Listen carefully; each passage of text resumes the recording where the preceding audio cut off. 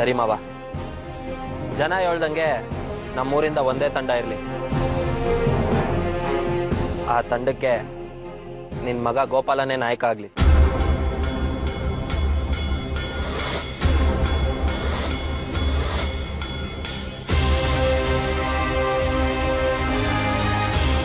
ಆದ್ರೆ ಈ ವರ್ಷ ನಾನು ಕಬಡ್ಡಿ ಆಟ ಆಡಕ್ಕಿಲ್ಲ. ನೀವಿಲ್ಲ ಅನ್ನಕ್ಕೆ ಕಬಡ್ಡಿ ಆಟನೇ ಅಲ್ಲ ನೋಡ್ರಿ. ಕಬಡ್ಡಿ ಅಂತ ಶುರುವಾಗಿದ್ದು ನಿಮ್ಮಿಂದನೆಯ.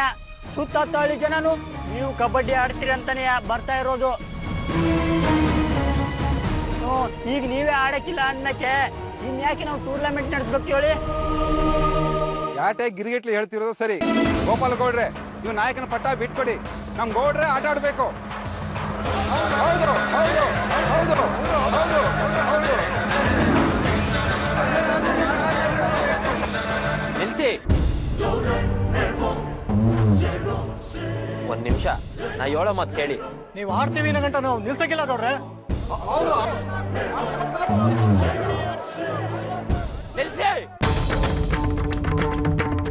ನನ್ ಮಾತಿಗೆ ಬೆಲೆ ಕೊಡೋದಾದ್ರೆ ಮೊದಲು ನೀವೆಲ್ಲ ಕೂಗಾಡೋದನ್ನ ನಿಲ್ಸಿ. ನೋಡ್ರೆ, ನಾವು ನಿಮ್ ಮಾತಿಗೆ ಬೆಲೆ ಕೊಟ್ಟು ಸುಮ್ಮನೆ ಆಗಿದ್ದೀವಿ. ನೀವು ಅದೇ ರೀತಿ ನಮ್ಮ ಮಾತಿಗೆ ಬೆಲೆ ಕೊಟ್ಟು ನೀವು ಕಬಡ್ಡಿ ಆಡ್ಲೇಬೇಕು. ಆಡ್ಬೇಕು ಅನ್ನೋ ಹುಮ್ಮಸ್ಸು ನನ್ನಲ್ಲೂ ಅದೇ. ಆದ್ರೆ ನನ್ನ ಕುಟೆ ಆಡ್ತಿದ್ದವರೆಲ್ಲ ಬೆಂಗಳೂರಿಗೆ ಹೋಗಿ ಸೇರ್ಕೊಂಡವ್ರೆ. ಅವನ್ನೆಲ್ಲ ಕರ್ಕೊಂಬಂದು ಹೆಂಗ್ ಆಡಕ್ಕಾದತ್ ಹೇಳಿ? ಅದಕ್ಕೆ ಈ ಕಿತ ನಾನು ಆಡೋದೇ ಬೇಡ ಅಂತ ತೀರ್ಮಾನ ಮಾಡಿವ್ನಿ. ಅದು ಅಲ್ಲದೆ ಈ ಕಿತ ನಮ್ಮೂರಿಂದ ಗೋಪಾಲನ್ ತಂಡ ಆಡ್ತಾ ಇದೆ. ಅದಕ್ಕೆ ನಾವೆಲ್ಲರೂ ಸೇರಿ ಅವ್ರಿಗೆ ಬೆಂಬಲ ಕೊಡವ. ಇದಕ್ಕೆ ನೀವೆಲ್ಲ ಏನ್ ಹೇಳಿರಾ? ಯಾಕೆ ರಂಗೇಗೌಡ,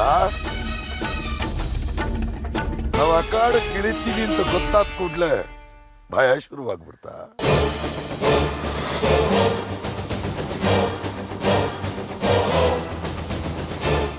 ಏಯ್ ಶಂಕರೇಗೌಡ, ಸೋಲು ಅನ್ನೋದು ನನ್ನ ಜಾಯ್ಮಾನ್ದಾಗೆ ಇಲ್ಲ. ಸೋಲ್ತೀನಿ ಅನ್ನೋ ಭಯ ನನಗಿದ್ದಿದ್ರೆ ನೀನ್ ಕುತಂತ್ರ ಮಾಡಿ ನನ್ನ ಕಡೆಯವ್ರಿಗೆಲ್ಲ ದುಡ್ಡಿನ ಆಸೆ ತೋರಿಸಿ ಗೋಪಾಲನ್ ತಂಡದಲ್ಲಿ ಆಡ್ತಾಗ್ಲೇ ನಾನು ಹಿಂದೆ ಸರಿತಾ ಇದ್ದೆ.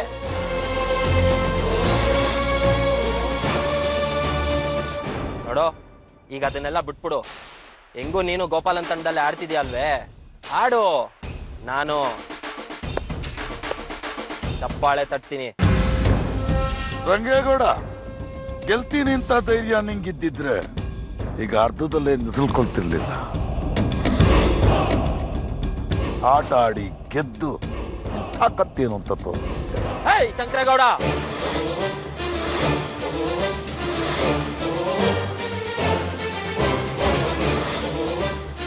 ನನ್ನ ಸೋಲ್ಸಿ ನನ್ನ ತಾಕತ್ತೇನು ಅನ್ನೋದನ್ನ ತೋರಿಸ್ಬೇಕಾಗಿಲ್ಲ. ಸೋಲು ಅನ್ನೋದನ್ನ ಮೆಟ್ಟಿ ಗೆಲುವಿನ ಕಿರೀಟನ ತಲೆ ಮೇಲೆ ಹೊತ್ಕೊಂಡು ಮೆರಿತಿರೋ ನಾನು. ನಿನ್ನಿಂತ ಇಲಿಗಳನ್ನ ಸೋಲ್ಸಿ ಹುಲಿ ಅನ್ನೋದನ್ನ ತೋರ್ಸ್ಕೋಬೇಕಾಗಿಲ್ಲ. ಯಾಕೆ ಅಂದ್ರೆ ಸುತ್ತ ಹತ್ತಳ್ಳಿಗೆ ಯಾವತ್ತಿದ್ರು ನಾನೇ ಹುಲಿ.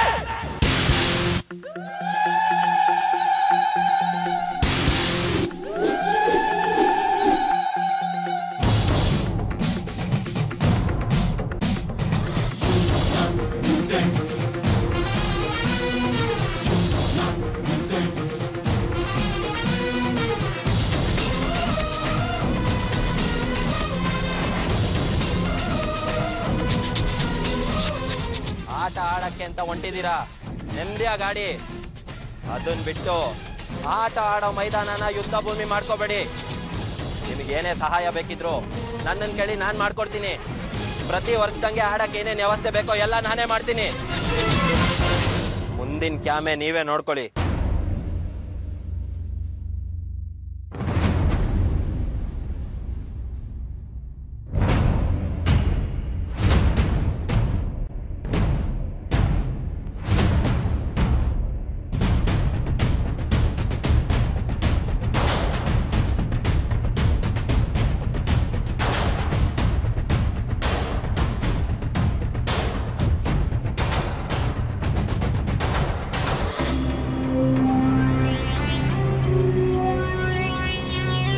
ಹೆಂಗಾರು ಮಾಡಿ ರಂಗೇಗೌಡನ್ನ ಅಖಾಡಕ್ಕೆ ಇಳಿಸಿ ಮಣ್ಣು ಮುಗ್ಸವ ಅನ್ಕೊಂಡ್ರೆ 6 ರಂಗೇಗೌಡ ಕೈಗೆ ಸಿಗದೆ ಜಾರ್ಖಂಡೇ ಹೋಯ್ತಾವನೆ.